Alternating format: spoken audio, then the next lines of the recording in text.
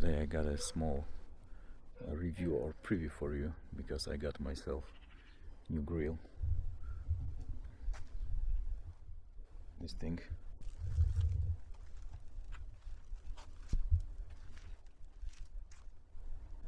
It is a Green Mountain Grills Jim Bowie Prime, and then I don't know if this is just the Prime or Prime Plus.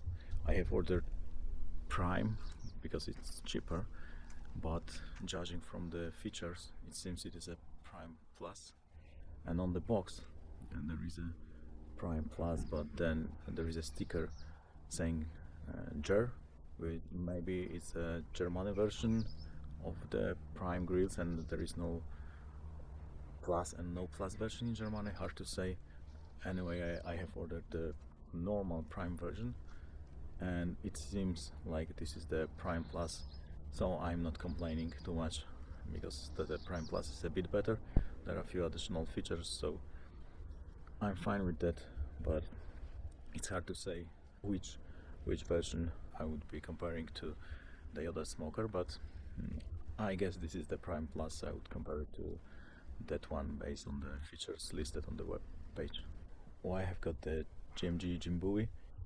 The Jim Bowie, because of a size, there are smaller ones from the Green Mountain grills, so, but this size seems to be okay for me, especially if we throw a bigger party. But I was also considering the Yoda Smoker 640S, but due to the prices in Europe, it is quite strange how the prices of those grills looks in Europe, and generally in Poland you cannot buy any branded pellet grills. You can buy some Chinese things. I've checked like two models in the mall, and they were just terrible quality, so that was not an option to buy. You can also buy some Green Mountain grills, but you can only buy the basic models, the first generation, and the price in Poland is higher than the price for the primes from Germany, so that was no brainer to get the Prime one, especially that Prime one got Wi-Fi. So I was considering also the Yoda Smoker 640S, but the Yoda Smoker in States is $1,800, quite expensive, but I could consider that.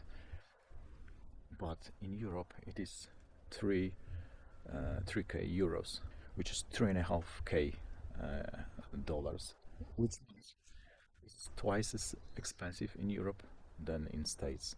So the price here is ridiculous. I was considering this, but I thought that okay, I would get the GMG one and check the quality, and I can live with that. It seems a bit worse, but you don't know. I haven't touched the Yoda Smoker, so that's my assumption that Yoda Smoker got better quality. I got that impression from the videos, mostly from ATBBQ channel. The quality of Yoda Smoker is really good, but the reality might be a bit different. So treat it with a grain of salt if I say that something might be better in Yoda Smoker. Anyway, all of the, I would call them professional grills, twice as expensive in Europe than in the States. And what are my first impressions?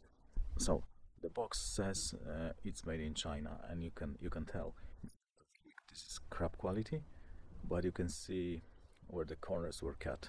There are few things which are not that great, like when we were assembling that you have to push something to fit into the hole and stuff like that.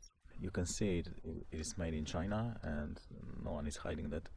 It doesn't seem that the quality is really bad, but you can see that the corners were cut, so we're gonna check all the features or things where I think there were compromises. The first thing is the door gap. I hope it will be visible. When you close the door, there is a small gap, and when you cook, the smoke is coming off the gap. Maybe it's not a big deal, but then you got a temperature difference in the back and in the front, which can cause uneven cook. And the gap is helping if you want to put probes which do not fit in those holes, because the holes for the probes are quite small, so I cannot put my Maverick probes here. it is not a big deal, the hole in the doors, but it says something about the quality. Next thing is the quality of the paint work. Maybe it's hard to show on the video, but there are some, like especially here, there are different colors, and this is not dust or dirt. Basically, there's coloration on the paint. And it's hard to say. It is hard to say what is it. Maybe it's from storage, and like here, it's not a dirt. It's something on the paint. It doesn't matter for me that much, but I was concerned that maybe the paint would peel off. But visually, you can tell that there is something wrong with the paint.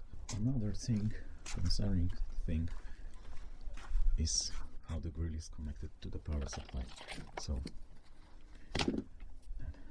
it got the car lighter connection on both sides to the power supply, and when I connected this first time, this connection was, and still is, a bit lousy. So this back and forth, and when I connected this first time, it was not start. If you push it hard enough, then it works, but it says something about the quality. There is a grill port for the power, so there is this box inside. They call it a heat box or something like that. It's basically a heat deflector, and you can move it back and forth to even out the temperatures. But the con of this design is when you move the grill along, especially the paving like this box moves. So I mean, you can then readjust it, but you need to remember to readjust it because there is a rod, heat deflector. So maybe it's not that big deal, but still, when you move the grill on the paving, it is annoying and really loud. And then there is a grease plate, which seems to work. But first thing I did, I put a aluminum foil on it, and that way I do not have to clean it every time I grill. I just remove the aluminum foil, and I'm done. Some leftovers of the grease, but it seems to work really good. That there is maybe some residue grease in the valley here, but there is a lot of grease in the bucket, and I only cooked 4 racks of ribs. Here this thing works as designed. Yeah, it also seems that the position of the grease grate is quite important because there are gaps here on each side and here also, and there are gaps, and this is where the hot air comes in, and especially if you cook on higher temperature, you can see flames popping out there. So seems it is quite important to adjust the grease grate properly on both sides to get a even heat distribution. And it's not that straightforward because there is some heat leaking on this side between the cover and the chassis. So I guess you have to push it back a little to get less heat coming in the back and more heat coming in the front to get the even heat distribution.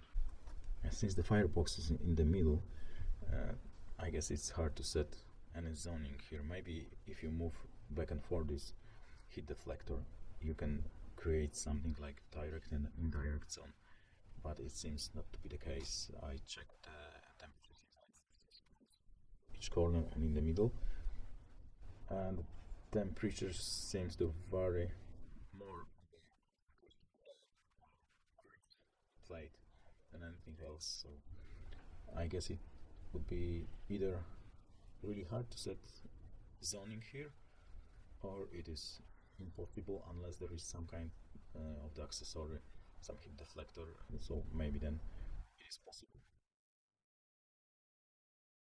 You got this some kind of protection not to put your hands in the auger, and sometimes pellet stuck here, so I already got one stuck during the first cook and grill turned off basically, even though there was plenty of pellet inside, but the pellet was stuck on the sides and was not feeding correctly.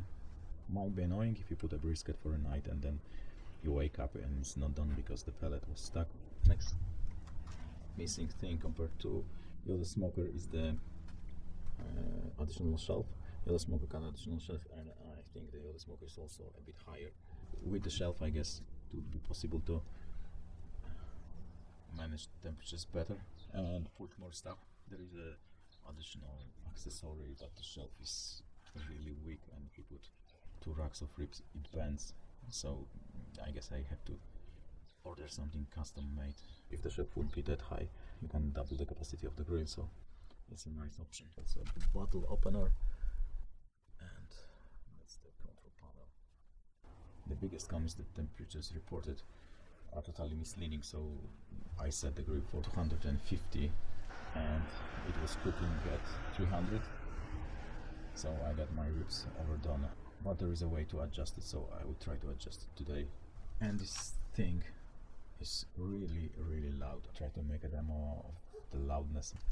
What is quite annoying, the casters. And if you go on this paving I got here, it's really loud, and everything inside the grill is moving. So the heat deflector, the grease grate, the crew grates, I can see there are screws, and the quality of connection of the wheels.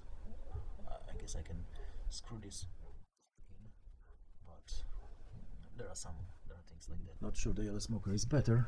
Mobility is not that good. Also the front shelf, I would say it's too high, because if you close the door and you put something here and you want to open, you can throw the stuff off the shelf easily with the handle. And it should be lower. The plus is that since this is the Prime Plus, you can fold this shelf, but I've seen that on the yellow smoker is like 10 centimeters lower, so I guess it is a better placement.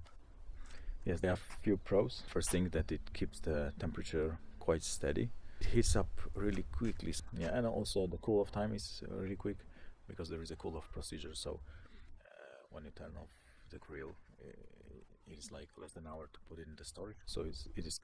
I was trigger happy that there is a peeking window on the lid, but after 2 cooks, the smoke got on the window and you cannot see through it. So if you clean it after cook, then yeah, maybe it's useful.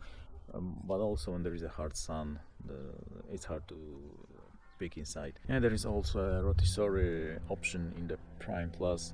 You can buy additional accessory and make kebabs. So can you see anything through the window except my face? So now the light is on, but it's still hard to see anything because of the sun. But the window is nothing fancy, and the light inside is also really weak. Maybe if you cook in the evening, maybe that's a good option to have. So the final price for the grill and the grill grates for me was 1500 euros, which is 1800 bucks.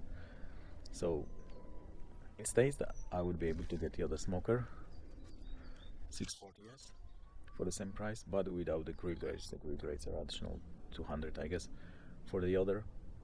But you can see that the prices here are really weird.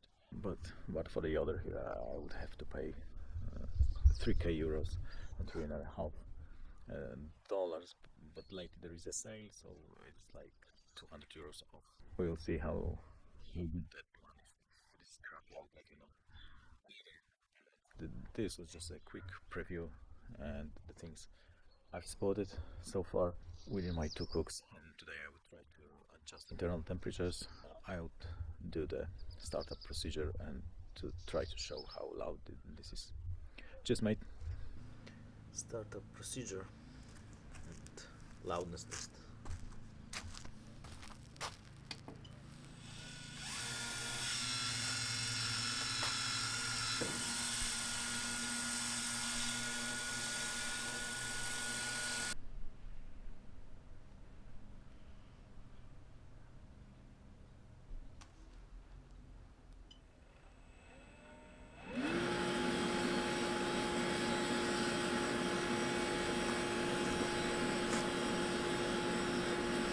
I guess someone is using angle grinder.